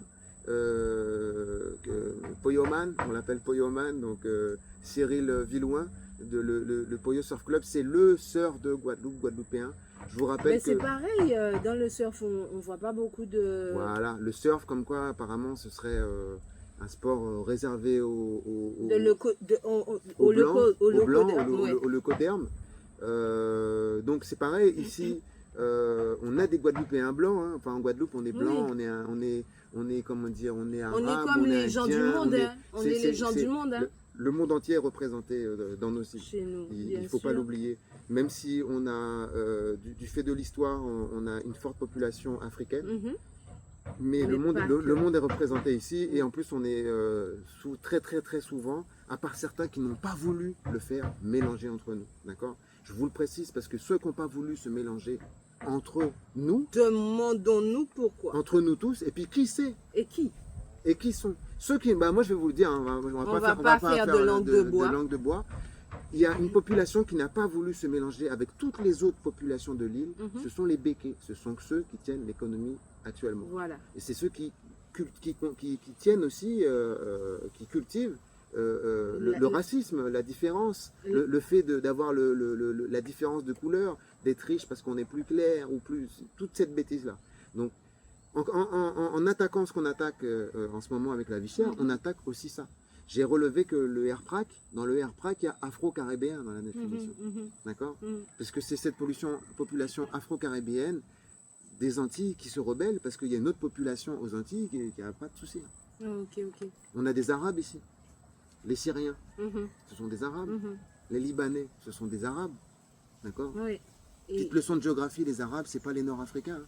C'est pas les Maghrébins, les Arabes, c'est ça. Mhm. Libanais, Syriens, Irakiens, d'accord? Bon. Anyway, mais on a des Arabes ici, on a des gens de l'Asie, des Oui, Chinois, des Chinois, on a oui. des Chinois, on a d'autres gens de l'Asie, on a les Indiens, de par rapport à l'histoire, Mhm. d'accord? Ah oui, oui, oui. On a des Européens, ouais, et on a des Africains. Donc toutes les populations du monde sont là. Et il y avait, on va les retrouver en Dominique, parce qu'ils les ont écrasés, ils ont voulu les effacer de la planète. Ce sont les natifs d'ici, les Kalinago. D'accord? Les peuples qui étaient les peuples Ouais. ce qu'on appelle les Amériques maintenant. Ces peuples-là, les Mayas, Ceux les que- descendants des Mayas, Incas Ceux et tout ça, que Christophe Colomb a rencontrés quand il est arrivé ici. et qu'il a appelé les Indiens. Que du coup on appelle les Indiens d'Amérique. Mhm. Voilà, qu'on insulte toujours parce que ces peuples-là, ils ont des noms. D'accord. Donc tu nous disais qu'on peut, en tant que Guadeloupéen, aller aussi proposer le surf en activité à Bien sûr. à nos enfants. Bien sûr, le Et surf. de nous rendre au Poyo Surf Au Club. Poyo Surf Club, je vous invite à aller au Poyo Surf Club. Le surf, c'est devenu un sport olympique. On est le département, pour parler de notre situation française, on est les départements français où on est le meilleur endroit du département français où il y a plus de spots. C'est-à-dire qu'il y a des grosses vagues à Tahiti et tout ça, mais il y a plus de spots encore en Guadeloupe. Ok. Donc et il y a des vagues qui sont reconnues, qui ont un niveau mondial. On donne les vagues, les spots de surf, ils ont des vagues, on leur donne des niveaux. Ah, c'est bien. Et on a un spot de surf, on a des spots de surf au niveau mondial ici. On a des champions du monde ici, en bodyboard, parce que le surf c'est plusieurs disciplines. Et on a des champions du monde, on a des champions de France. Le champion de France de surf junior, c'est un Guadeloupéen. Le champion de France bodyboard, c'est un Guadeloupéen. Donc je vous invite à emmener vos enfants le plus vers le surf. C'est un sport très accessible, d'accord? Donc aussi les a priori sur l'accessibilité des sports. Ouais. C'est le prix. Genre c'est cher. Genre c'est cher et tout ça. Ben, vous pourrez vous rendre compte que le vélo, par exemple, si le vélo coûte plus cher que l'équitation. Parce que le vélo, il faut acheter un vélo. L'équitation, vous n'achetez pas le cheval. D'avoir un cheval, ça coûte cher. Mais quand on fait de l'équitation, on n'achète pas le cheval. Ouais. On paye sa licence et tout ça. Donc voilà les relations. Faire du surf, une fois que vous avez une planche, c'est aller à la mer et surfer. Hein. Il faut acheter la planche et puis voilà, y aller. C'est ça les dépenses qu'on a dans le surf. D'accord. Et après, quand on est dans le club, il y a la licence, il y a d'autres frais qui vont arriver. Mais si on fait le rapport au niveau de l'équipement avec d'autres sports, on dirait populaires ou des sports des pauvres, il y a trop d'a priori sur toutes ces choses-là. Et nous, en Guadeloupe, on a tout ça. Motocross. Ça m'amène, justement, ça m'amène à... On a des champions de motocross ici en Guadeloupe aussi. Ça m'amène à ce que tu disais tout à l'heure, inviter les gens à aller vers ce qui leur fait du bien. Oui. Donc, vous savez, parfois, enfin, on a eu une petite discussion sur ce sujet. Et moi, je lui disais que oui, mais les gens, ils savent pas toujours ce qui est bon pour eux. Pourquoi? Parce qu'effectivement, comme on l'a dit au début du podcast, il y a énormément de croyances qui ont été importées. Donc, des croyances, on nous fait croire que, comme on l'a dit la dernière fois, il faut climer nos maisons, il faut vivre dans des maisons fermées, alors que tout porte à croire ici qu'il faille vivre dans des maisons complètement ouvertes aux alizés. Eh bien, moi, ma question, c'était, mais comment les gens ils sauront vraiment ce qui leur fait du bien? Au fond, je pense qu'on a tous cette petite voix. On a tous cette petite voix qu'on n'écoute pas vraiment. Le bon sens. Bon. Ouais, la voix, ok, je suis là, oui. Voilà, parce que même là, le bon sens, en fait, Oui. philosophiquement parlant, ça pose question, parce que le bon sens, c'est politique. Le bon sens, c'est toujours politique, c'est pas forcément par rapport à ce qui est bon pour nous. Oui, je suis d'accord. Voilà. T'étais au fond du fond. Et quand on écoute cette petite voix et qu'on est attentif à cette petite voix, là, on peut aller ensuite chercher, mener nos propres recherches. Donc, ce à quoi je vous inviterai, c'est vraiment de ne pas rester sur ces a priori dont Issa parle, mais souvent d'aller chercher, d'aller fouiller, d'être curieux pour comprendre, pour connaître, pour savoir quelle est l'origine. Et vous verrez, vous vous rendrez bien compte qu'en fait, votre intuition ne vous avait pas menti. Voilà. Bah oui, parce qu'on est quand même dans une société où il devrait nous sembler naturel de se lever le matin pour faire une activité que l'on n'aime pas, parce que c'est naturel, parce que c'est comme ça, Oui. parce qu'il faut D'aller gagner, dans les bouchons, parce qu'il faut gagner de l'argent. en voiture, sur Donc une ça île. ça devrait être, voilà, on est dans cette société-là qui nous explique que dans ce paradigme, c'est ce que tu me disais tout à l'heure, tu me disais, ouais, mais les gens, comment dire, en Guadeloupe, ils sont pas forcément en vie, comment dire, on parlait de la vie qu'on mène. Mhm, Donc il y a un artiste qui a utilisé ce thème de la vie qu'on mène mhm, et qui parlait d'une certaine vie qu'il mène et qu'il aime, et que en Caraïbes, les gens ils mènent et qu'ils aiment. mhm. Et on pourrait le voir d'un mauvais œil ou autrement. Et Karine, tu me disais tout à l'heure, ouais, mais comment ces gens-là, ils vont penser autrement, tu vois? Donc déjà, ces gens-là, déjà, je pense qu'ils sont dans un paradigme. On leur dit, écoute, le matin, tu vas faire des efforts, tu vas aller faire ce que tu n'aimes pas, d'accord? Et puis après, tu vas pouvoir te lâcher dans cet endroit-là. C'est-à-dire que l'endroit où on va te dire que tu vas mener la vie que tu aimes, c'est ça. C'est dans Ouais, ce cadre-là. c'est ce cadre-là. Et c'est pas dans l'autre Et cadre. c'est pas ailleurs. C'est pas dans l'autre cadre. Donc après, les gens, ils suivent ça. Et ce que je voulais dire aussi, c'est que je pense que pour le monsieur et madame tout le monde, le lambda, monsieur tout le monde et madame tout le monde, n'a pas forcément devrait pas être forcément obligé de se poser La question, toutes ces questions-là. Tu vois, C'est vrai. toutes ces questions-là. C'est C'est-à-dire vrai. que même si pourquoi il y a un boulanger et puis il y a un maire de la commune, c'est-à-dire que le boulanger, lui, il est dans son paradigme et les questions qui se posent, c'est quand même par rapport à sa boulangerie. Oui, Il ne oui. devrait pas il n'a pas à se poser les mêmes questions que le maire, tu vois. Et c'est là où il y a un problème, c'est là quand tu dis que le maire, le boulanger, il a plus d'idées concrètes et logiques que le maire en a lui-même Ouais, ou ouais. n'en applique. C'est là que tu dis non, là ça va pas. Mhm. C'est là que ça va pas. Mhm. Et donc si chacun, si les gens étaient à leur place et faisaient les choses, mais là on arrive dans la corruption et puis dans d'autres soucis, parce que s'il y a des gens qui sont au poste et qui n'ont pas les compétences, c'est parce qu'il y a corruption. Mhm. Mais en tout cas, on ne peut pas demander à tout le monde de réfléchir à tout, quoi. Oui, Tu oui. vois, on ne peut Oui, pas c'est avoir sûr. cette exigence. C'est sûr, mais bon, on est dans un système, c'est ça, et notre objectif à nous, en fait, c'est de participer à en créer un autre, à en créer un viable, un qui nous va bien, en tout cas. Pour revenir sur les huiles et savons, shampoings, etc., on a notre amie Sandra Christine, qui a l'entreprise Nati en nous, et qui fait vraiment des produits super à base de plantes, de fruits, etc. et qui respectent un certain process qui nous évite en tout cas toutes les nuisances. Moi, j'ai pas le langage précis là-dessus. On a Joseph aussi de Aital Zion, et à ce sujet, voilà, à ce sujet, moi j'ai remarqué que quand j'ai fait mon post sur TikTok où il explique toutes les propriétés de ces produits, eh bien il y a eu énormément de personnes intéressées. Donc ça montre quand même que il y a un manque de connaissances, il y a une volonté aussi d'y aller vers du bon et du bien pour nous. Donc, c'est aussi ça qui m'encourage à faire ce genre de vidéos. Bien sûr, bien sûr. Ça, c'est sûr que on a un manque de connaissances, mais il y a des gens qui ont cette connaissance-là et qui la partagent avec grand plaisir. Donc, Ouais. il faut vraiment y aller. Il faut pas avoir peur. Et puis, c'est-à-dire que, comme c'est ce qu'on disait, tout est déjà là. C'est-à-dire que les gens, ils sont déjà là. C'est à chacun de nous d'utiliser son pouvoir d'achat, de le rediriger pour justement développer ce qui n'est pas encore développé. D'accord, l'encourager à se développer. Donc, Voilà. tout est déjà là, mais tout n'est pas encore vraiment en place. Hein. On continue dans les exemples ou pas? Parce que on peut parler des fruits et légumes. Oui, on va en parler, mais on avant... On n'a pas parlé de Joby, manioc, du manioc. On n'a pas parlé de Joby. Bon, il y a plein de gens dont on n'a pas parlé. La liste, elle est longue. Il y en a tellement. Je pense pas qu'on pourra parler de tout le monde, même aborder tous les gens que j'ai sur ma liste. Mais si tu veux, on va revenir là-dessus. Mais avant que la vidéo ne coupe quand même. Je ne sais pas si elle va couper. J'aimerais parler du service à la personne. Parce qu'on a beaucoup parlé de produits, on parle beaucoup de manger. Finalement, on revient souvent sur le manger, hein, vous voyez. Parce que, bon, on aime ça, hein, je suppose aussi. Mais il y a le service à la personne.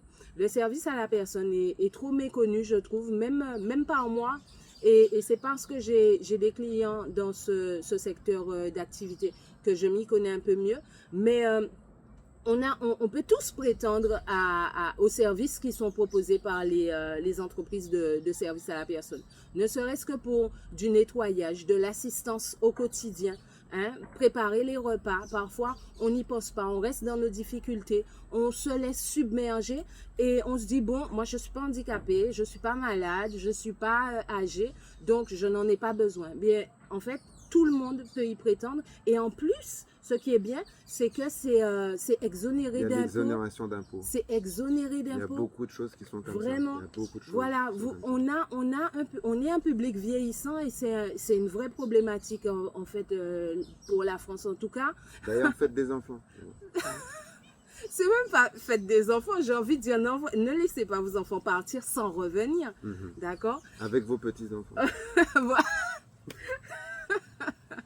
Mais on a par exemple l'entreprise Ibis Service, service à la personne, le partenaire du quotidien, qui travaille depuis des années sur justement le service à la personne et à vous offrir et à vous donner des solutions pour accompagner vos personnes âgées, vos publics fragiles, voilà, qui sont seuls, qui sont isolés.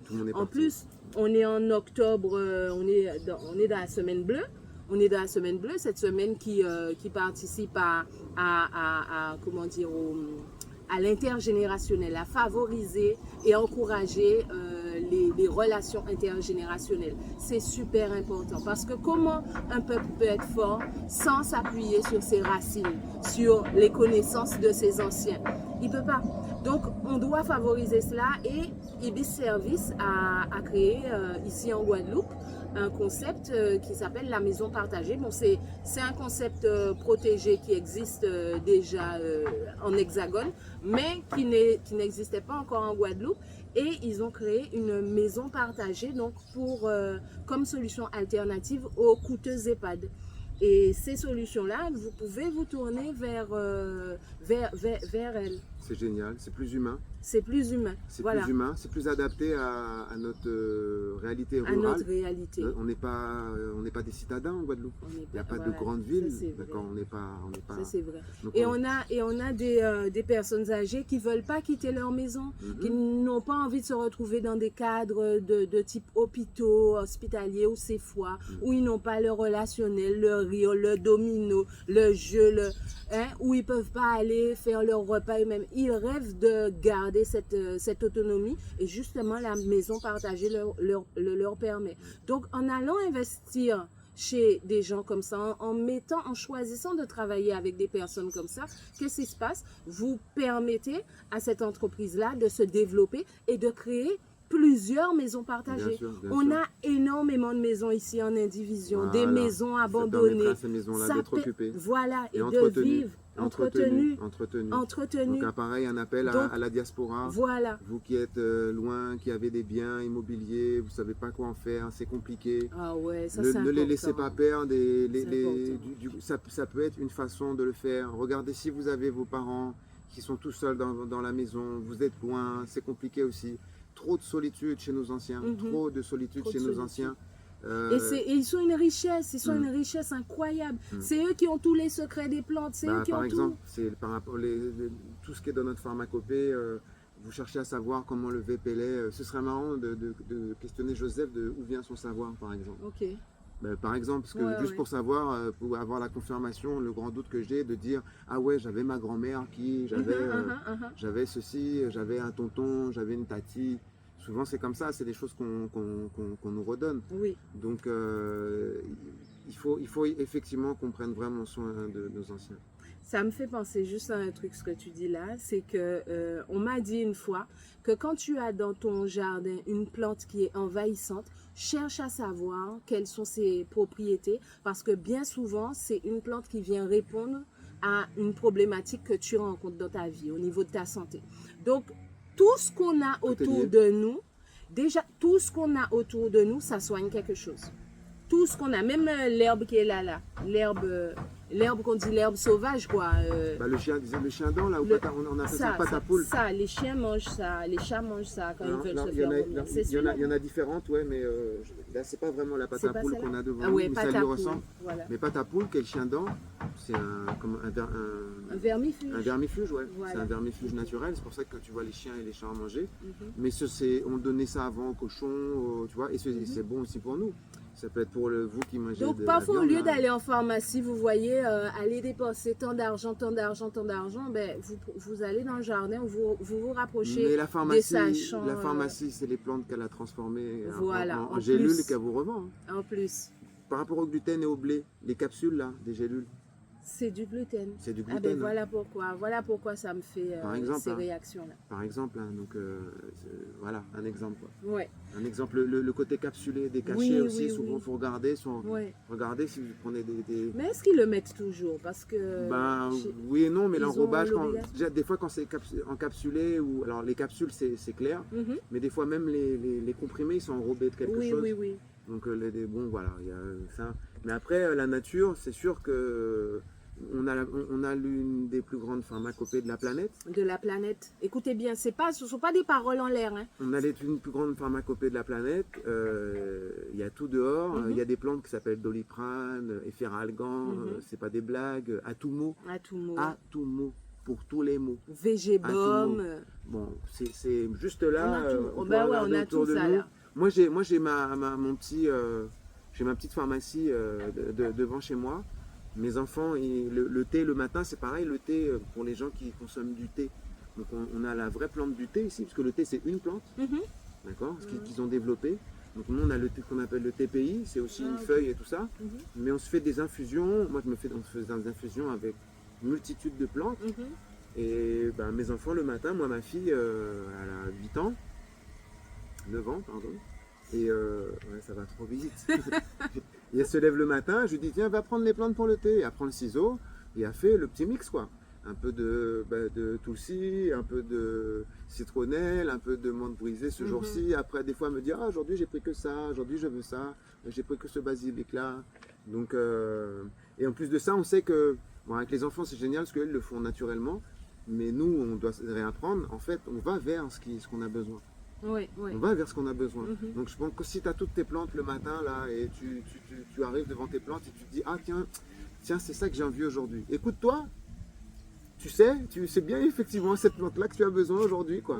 Tu vois si tu as cette petite voix qu'a te parlé Karine là, et puis plus voilà qu'on parle d'Aïtal et du bon sens des Rastas ou qu'on parlait tout à l'heure, je te parlais tout à l'heure, et c'est d'aller dans ce sens là. D'aller dans ce sens-là, d'aller dans le sens qui est toi, que tu sais ce qui est bon pour toi. Personne d'autre que toi peut mieux savoir que toi que ce qui est bon pour toi. Voilà. Tu voulais parler de fruits et légumes. Oui. Alors, Tu voulais dire. fruits et légumes, alors les fruits et légumes, ce qu'on peut parler au niveau des fruits et légumes, c'est que c'est pareil au niveau de la production. On va dire que la production elle est un peu limitée, on ne produit pas assez. Mais si vous achetez plus et aux bons producteurs et aux bons revendeurs, et la production va augmenter parce que la demande elle va arriver. Donc voilà. Après, il faut rediriger aussi nos jeunes vers ces cultures-là, leur faire se rendre compte que comment dire, c'est un bon business, l'agriculture. Ouais. Et puis aussi aller vers dans le sens du travail à la non-pénibilité. Donc de se rapprocher vers des gens comme, comment ça s'appelle, de Fiona qui fait Faire ma part et aussi Résilience. Donc c'est des gens qui travaillent sur le travail de la permaculture, puisque la permaculture est très adaptée à nos îles. Ouais. Puisque c'est le développement des cultures pour des petits endroits. Nous, on ne peut pas avoir des grands trucs ici. On ne peut pas sur les îles. Mais par contre, sur des petits endroits, on peut produire énormément. Et comme l'endroit est petit, la pénibilité aussi, elle est limitée. Ouais. Parce que la pénibilité au travail, on en parle beaucoup. Et puis, on est aussi face à des jeunes aussi aujourd'hui qui ne veulent plus trop forcer, quoi. Parce que ils ont pas été appris à ça. Et c'est pas forcément négatif. C'est-à-dire que de se tuer à la tâche tous les jours, c'est bon de travailler, c'est bien, mais on peut travailler autrement, ouais. Sans se blesser, sans se faire mal. Puis on a des bons primeurs quand même et maraîchers. Voilà, donc on a Steve Salim, Guadeloupe Forever, qui est en plus engagé politiquement. Donc quand je vous parle de vision, ce ne sont pas que des gens qui travaillent. Vous voyez, cette notion, il faut qu'on abandonne ça définitivement, de croire qu'on doit travailler. Non, ce n'est pas des gens qui travaillent, ce sont des gens qui fonctionnent. Ils font ce qu'ils ont à faire, ils font ce qu'ils ont envie de faire, ils font ce qu'ils aiment faire et ils sont engagés un peu partout. Ils cassent la baraque. Moi, ce que j'appelle ça, c'est casser la baraque. C'est-à-dire que on veut casser la baraque. Moi, je veux que tout ça, ça pète. D'accord ? Je veux construire. Enfin, vous voyez, c'est dans ce genre de choses-là, on n'est pas d'accord. Mais d'accord, mais moi, je veux expliquer. On veut casser la baraque, d'accord ? Mais pour casser la baraque, c'est en construisant qu'on va péter la baraque. La baraque, c'est leur système, d'accord ? Et c'est en mettant en place nos systèmes, on va péter leur système, d'accord ? On va péter la baraque. Mais c'est pas en allant bloquer nos routes, en bloquant nos enfants, nos écoles, nos industries. Qu'on va pouvoir fonctionner ou avancer. Qu'on va péter la baraque. Non. En faisant ça, on leur rend service. Quand on brûle leurs magasins, leurs assurances vont les rembourser.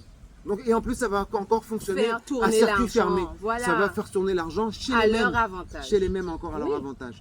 Donc, c'est pas comme ça qu'on va péter la baraque. Oui, je veux péter la baraque, mais pas comme... De manière intelligente. Voilà, pétons-la de manière durable. De manière durable. Voilà. Plus vous allez chez Steve Saline, plus Steve Saline il va avoir besoin de fruits et légumes. Donc plus il va demander aux producteurs de produire et plus les coûts ils vont baisser. Mais il est déjà compétitif en plus. Non, mais super compétitif. Super compétitif. Vous voyez, on dit que les fruits et légumes ça coûte cher. Mais et là on est dans le high-tal. Là vous ne pourrez pas le dire. On est dans le high-tal, donc avec les mots occidentaux, on est dans le circuit court. En plus, il n'y a pas de gaspillage chez lui. Parce que vous voyez, c'est vraiment des entrepreneurs qui ont un cheminement du produit. Ils suivent le produit de bout en bout. Donc c'est écologique, puisqu'on faut parler d'écologie maintenant. Mais il y a même de la récupération des produits pourris, quoi. Vous voyez?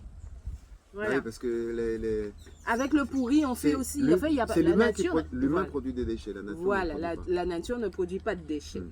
Il y a quelqu'un qui m'a parlé du maraîchage au juste prix à Marie-Galante. Et là, je ne connais pas, mais par contre, je vous cite quand même le nom. Vous irez voir pour ceux qui sont à Marie-Galante, parce qu'on a aussi des Marie-Galantais qui nous regardent et qui sont fort investis. Et qui développons l'agriculture à Marie-Galante, puisque ce sont des terres cultivables, arables, ce sont des landes, c'est plat.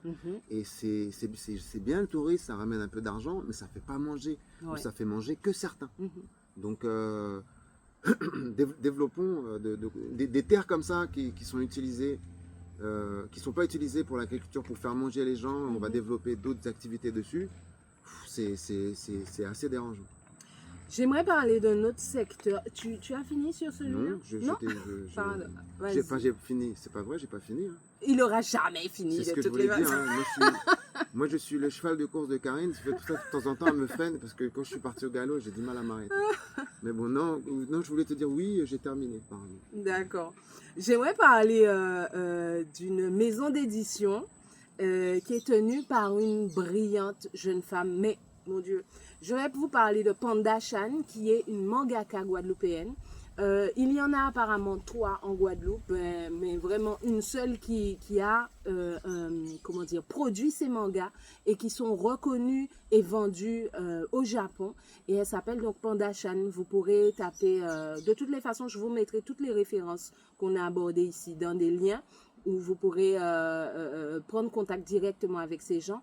Et Panda Chan, elle est très jeune, c'est une jeune femme de la vingtaine qui a suivi sa passion et qui s'est lancée contre toute attente et contre tout ce qu'on aurait pu lui dire pour l'en dissuader.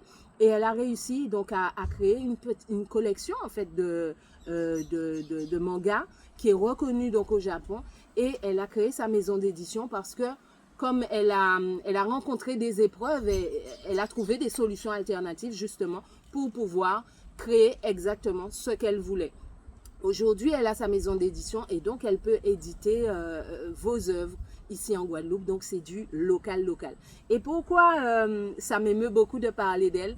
Parce que j'ai voulu faire mes enfants rencontrer cette jeune femme-là, puisque bon, vous voyez, nos enfants sont dans l'ère des jeux, des mangas et puis des cultures de l'ailleurs. Et en allant à sa rencontre, j'ai été étonnamment et agréablement surprise d'échanger avec une femme merveilleuse qu'est sa mère. Alors là, sa maman, elle aussi, Mais chef à café chat. chef à café chat. Chef à Mais café chat. alors là, Panda Chan, c'est elle qui a la lumière. Mais je vous dis, sa maman, elle a été l'une des premières ici en Guadeloupe à vendre des chaussures grande taille. Donc pour les grandes tailles, parce qu'on sait que les grandes filles, les grands gars, vous avez beaucoup de difficultés à vous chausser. Donc elle faisait, Ah, mais encore, voilà, c'est elle qui encore un vendait. sujet, hein. Voilà, c'est Encore un sujet Encore de un vie chère. sujet, voilà. De vie chère et d'économie à Mhm. reprendre en main, qui est le textile et les vêtements. exactement, Parce exactement. que voilà, hein, c'est... Et cette dame-là, aujourd'hui, elle développe encore autre chose dans l'alimentaire, mais des pâtes à base de farine locale. Sans D'accord? gluten, donc. Sans gluten, Oui, donc. sans gluten. OK? Donc, rapprochez-vous de ces gens-là parce qu'on a vraiment des génies ici, en fait. Ah, On a et du la talent liste ici. là, la liste, La liste est longue, mes gens. La liste est la liste est longue. longue, et déjà la liste que nous on a, elle est longue, et on connaît pas tout le monde. Voilà, et on ne connaît pas tout le monde. connaît Et pas tout le monde. d'ailleurs, je tiens à vous dire, je mettrai en lien, en description, un groupe WhatsApp que je vous invite à rejoindre. Si vous avez des adresses, pour nous les mettre, parce que je me fais fort à travers notre association Île Lumière de mettre en lumière justement ces talents-là et ces forces vives que nous avons ici en Guadeloupe, mais dans toute la Caraïbe. D'accord? Donc, contactez-moi, cliquez sur le lien pour vous ajouter, pour rejoindre notre groupe et commençons à partager, commençons à réseauter en masse. Tu voulais ajouter quelque chose? Je voulais ajouter quelque chose, parler d'un de mes domaines de compétences qu'on n'a pas abordé, qui est la culture, Oui. au travers de la musique par exemple, et parler aussi de l'excellence de nos jeunes et de ce qu'on a en Guadeloupe. On nous parle souvent que le niveau ici il est en deçà des autres, parce que c'est ci, cela. Et bah, il faut savoir casser les a priori avec des choses concrètes. Le lycée hôtelier de Guadeloupe, par exemple, a été classé étant le premier lycée hôtelier de France, au niveau de son niveau et de ses résultats. On a une classe STDM. Alors pour ceux qui ne savaient pas, STDM c'est section théâtre, danse et musique. Donc on a la section STDM, donc c'est des classes c'est une classe de seconde à la terminale. Et c'est cette section-là qui a été classée la meilleure de France aussi. Donc reconnaissance à Christine Chalcol qui fait un gros travail de ça sur l'excellence. Et dans le domaine de la musique aussi, alors c'est énorme dans le domaine de la musique, ce qu'on a ici en Guadeloupe, avec au travers de, je vais vous citer quelques noms, hein, Jean-Michel Lesdel, au travers du projet Demos qui est ici en Guadeloupe, où on permet à des jeunes enfants qui viennent de milieux sociaux défavorisés d'accéder à la musique classique et à la pratique des instruments classiques comme le violon et tout ça. Pareil, beaucoup d'a priori, de nous faire croire, de continuer à nous faire croire que c'est aux Blancs, c'est la musique des Blancs par exemple. Donc Demos, et puis c'est accessible aux Blancs et aux riches, vraiment à un milieu social voilà, Élevé, ouais. élevé et réservé. Donc Demos vient casser ça avec donc ça ces orchestres-là sont dirigés par Jean-Michel Lesdel avec plein d'intervenants superbes qui accompagnent les enfants. Jérôme Castré qui fait un super travail aussi, qui a ouvert une école de musique à Basse-Terre. Il n'y avait pas d'école de musique à Basse-Terre. Oui. Il a réussi à se accompagner par le département, la région et la ville de Basse-Terre. Il a mis des très bons acteurs pédagogiques dans cette école-là. Il fait un super travail. Il a réussi à ramener aussi en Guadeloupe le label Agostini pour les batteurs. Oui. Agostini fait partie des meilleures écoles de batterie dans le monde. C'est reconnu dans les meilleures écoles de batterie du monde. On a ce niveau Agostini maintenant ici en Guadeloupe à travers des Jérôme Castry. Et puis moi aussi, le travail que je fais où je suis en train d'ouvrir un département des musiques actuelles et amplifiées en Guadeloupe, ça n'existait pas, au centre culturel Sonis, que je vous rappelle de venir. C'est pareil, les budgets se resserrent, les choses comme ça, mais parce que plus il y aura de demandes, plus les budgets ils vont augmenter, plus il y aura de gens qui vont y aller. C'est-à-dire que même là, si les créneaux ils sont pleins, s'il n'y a pas de gens, venez vous inscrire, venez vous mettre en liste d'attente, venez demander, relancer les choses. En plus, c'est hyper accessible au niveau du tarif. C'est énorme, c'est-à-dire qu'il y a des vraies choses qui se font avec des vrais efforts et c'est accessible à ce qui est, je trouve vraiment bien avec Sonis, c'est que ça rend cette activité très accessible, d'accord. Il y a plus d'histoire de classe sociale, tout le monde peut accéder à ces activités-là. Donc il y a les Clasham, il y a vraiment un gros travail qui se fait, il faut le souligner.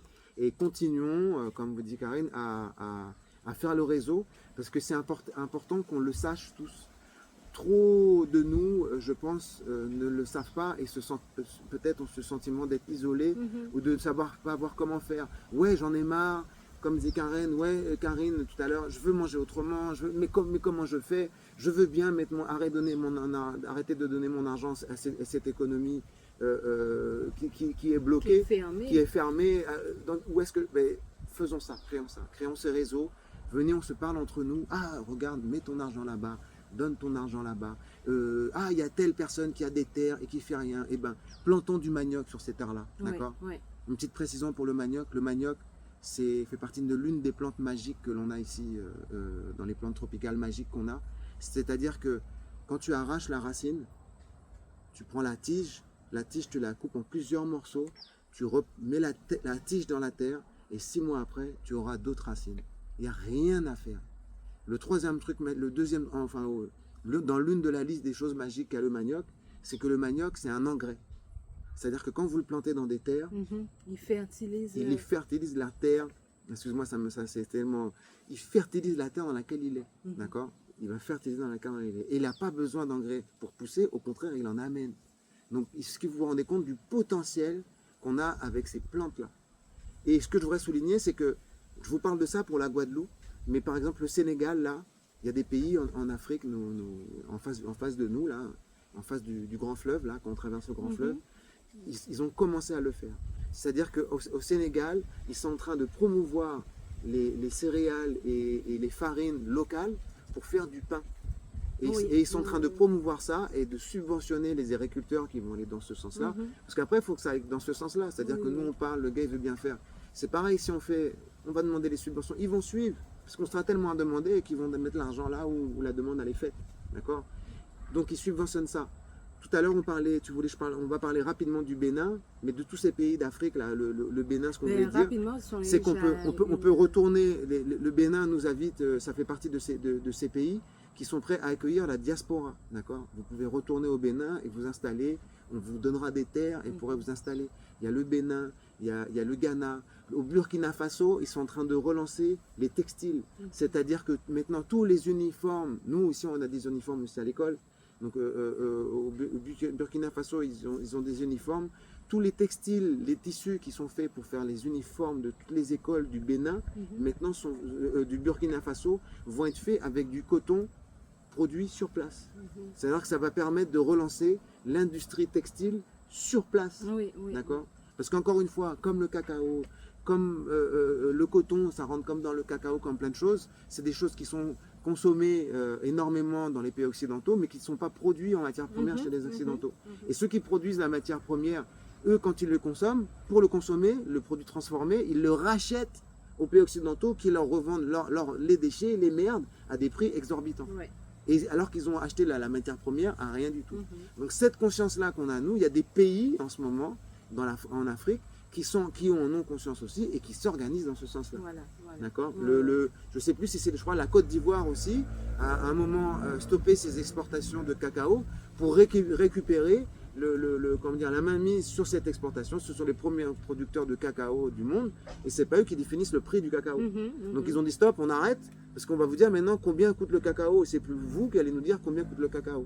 C'est pareil, tant que la France arrive à mettre comment dire, des hommes politiques dans ces pays-là, c'est à ça que ça sert. C'est-à-dire que c'est pas juste pour. Ça sert qu'après, tout ce qu'ils vont acheter dans ce pays-là, c'est eux qui vont fixer le prix auquel ils achètent. Ben, en parlant de cacao, ça me fait penser à Naomi On Martineau. n'a pas parlé, il y en a tellement. Ouais. Il y en a tellement. Mais elle aussi, c'est un génie. Mais hein, elle, cette fille-là. c'est un génie. Elle, c'est un génie. Ça fait des années, ça fait peut-être 20 ans environ qu'elle travaille le cacao. Et aujourd'hui, elle produit son propre cacao. C'est une Produit à transforme. c'est une chocolatière torréfactrice qui fait partie du Collège culinaire de France et qui est bardé de titres et dont le chocolat est reconnu partout dans le monde. Et en France, son entreprise a le label artisan de qualité. D'accord. Donc, cette entrepreneur-là également, vous pouvez aller vers elle pour avoir toutes les questions et puis tous les contacts. Vous Voilà. qui êtes entrepreneur, vous qui êtes dans le culinaire, justement, comme je vous dis, elle est membre du Collège culinaire de France. Voilà. Donc, vous voyez, on a plein d'exemples.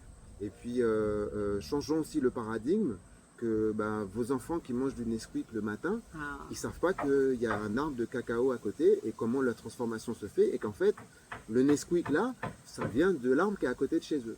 Je reste toujours choqué. Je suis toujours choqué de voir qu'on a autant de jeunes Guadeloupéens Ouais. qui ne connaissent pas ces choses-là. Ouais, ils D'accord. connaissent pas, ils voient une fève de cacao, ils ne savent pas que c'est du C'est cacao. ça qui fait le Nesquik. Voilà, Et que le Nesquik, il ne devrait pas faire tout ce chemin-là pour Uh-huh. revenir dans son bol le matin. exactement. Et Il ne c'est devrait pas pareil. avoir faire tout ça de chemin à faire pour arriver dans le bol. Il est là, l'arbre. Et c'est comme ce qui nous disait Lulu dernièrement concernant Le café. pas le café, Oui. la cannelle. La cannelle. La cannelle. La cannelle. C'est Oui. l'écorce d'un arbre. C'est l'écorce d'un arbre qu'on Tu a là, à montres, côté de chez voilà, on montre la cannelle au naturel à certaines personnes, elles vont pas la reconnaître. nous. En Guadeloupe, ouais, les Guadeloupéens, Et- il y a beaucoup de Guadeloupéens, même des adultes, qui n'ont jamais vu un cannelier et qui ne savent même pas que c'est l'écorce d'un arbre qui pousse là, Qui chez poussent leur- là. peut-être chez leurs voisins. C'est Ils passent clair. devant tous les jours en voiture, des Et ils choses comme savent ça. pas et ils vont Le acheter café- très cher la cannelle. Le dans café, c'est la même chose. supermarché. Le café, c'est la même chose. Ok. On a un producteur de café à Vanibel. Mhm. C'est pareil, Vanibel. Vanibel, ils ont comment dire, dans leur militantisme, parce que être militant aussi, c'est ça, C'est de ça. casser la baraque. C'est clair. Les Japonais sont venus près de Vanibel. Ils se sont dit à Vanibel, on achète toute votre production. C'est-à-dire que je pense que, enfin, dans l'histoire que je vais raconter, comme si on se raconte Les entre Japonais, nous, ils sont très. les Japonais sont arrivés près de Vanibel et leur ont dit, ouais, ton café, combien tu le vends là? Ah. Tu vois, combien tu vends le kilo? Alors le gars, il lui dit, ouais, je sais pas, je vous donne un exemple, hein, le kilo, je vends 5 euros le kilo. Il dit, ok, ben moi je te l'achète à 10 et j'achète tout. Voilà comment les Japonais sont venus les voir. Mhm. Et le gars leur a dit, ouais, mais si je te vends tout, les gens d'ici, ils auront quoi? Mhm. Donc en gros, il a gardé 10% de la production, hein, Oui. ou 10 ou 15, Oui. enfin, une toute petite partie, et puis qu'on peut avoir ici, retrouver ici. Et c'est Mhm. pas tout le temps, parce que ce stock-là, pour en avoir du 100% d'ici, on n'arrive pas à l'avoir. Pareil, ce qu'il faut savoir, c'est que le café guadeloupéen, comme le café des Blue Mountain en Jamaïque, c'était reconnu comme les meilleurs cafés du monde et les cafés les plus vendus avant Seconde Guerre mondiale. Mais qu'est-ce qui s'est passé? Pour que nos enfants, ils ne savent même pas qu'il y a du café là, ils ne savent pas reconnaître un arbre de café, ils ne savent pas à quel moment la graine elle est mûre et comment on le transforme, il s'est passé quoi? Alors que nous, on a vu nos grands-mères le faire. Et nos enfants, ils ne savent pas. Il s'est passé quoi? Ok, bon, je pense qu'on va arrêter là cet épisode pour aujourd'hui et peut-être qu'on reviendra sur ces thématiques. De toutes les façons, les thématiques se croisent et c'est important, comme ça nous permet de bien ancrer notre pensée, notre vision des choses, notre point of view. Et je vous dis à très bientôt, de penser à liker, à commenter, à repartager nos posts et à nous rejoindre dans le réseau que l'on met en place pour pouvoir participer à créer le lien entre tous ces génies que nous sommes. Voilà. Voilà. De toutes ces lumières et de nos îles lumières. À très bientôt.